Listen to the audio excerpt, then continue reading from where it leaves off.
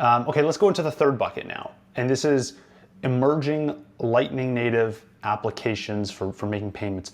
What kind of payments are you envisioning here in this third bucket? So I think about them, maybe let's categorize them in two sub buckets. One is kind of replacing conventional payment networks, and the two is creating new categories of payments.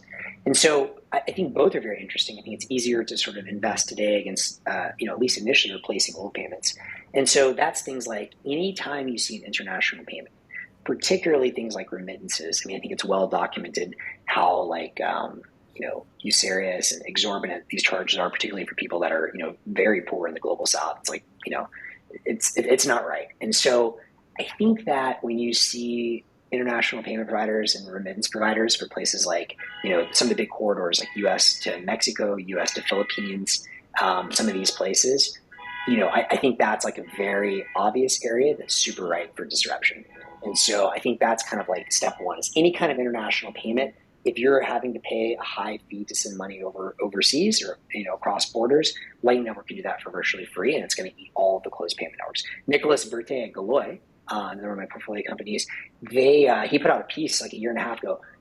This is the other thing besides Ryan and Drew's talks that got me so pumped in Lightning Network, where he just explained how this instant global free payment network, or nearly free payment network, is going to eat ACH, Swift, MasterCard, Visa, all of those. And I totally buy that.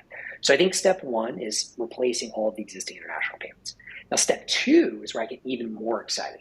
And if you guys will indulge me here, this is the classic skeuomorphic thing, which, Chris Dixon loves to write about. And by the way, I think he's very smart. I just kind of replace all of his Web3 stuff with Bitcoin, and it makes a lot of sense to me.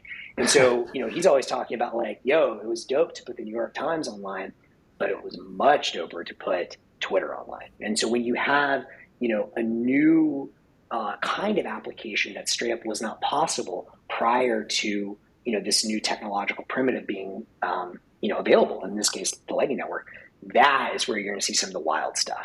And so I think we're very, very early there. But the examples that I love today, I'm a huge Stacker News fan. In fact, go and pop this guy on. Well, the Got my official Stacker News swag. There you go, baby. Love I'm a it. huge Stacker News fan. And I think it's so cool because it's like Reddit or Stack Overflow or Quora or whatever, but you upvote with value. And so I'm extremely bullish on this company. I'm very proud investor. You look at some of the valuations for some of these other information exchanges or whatever you want to call them, and they're very high, but it's just like it's just upvoting, right? Which is not Sybil resistant. There's no easy way of integrating commerce inside.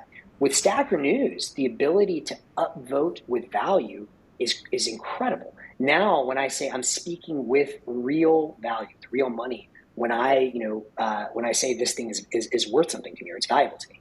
And I think what I love about this category of application is that it opens up perhaps the thing I'm most excited about, which is the ability to earn, right?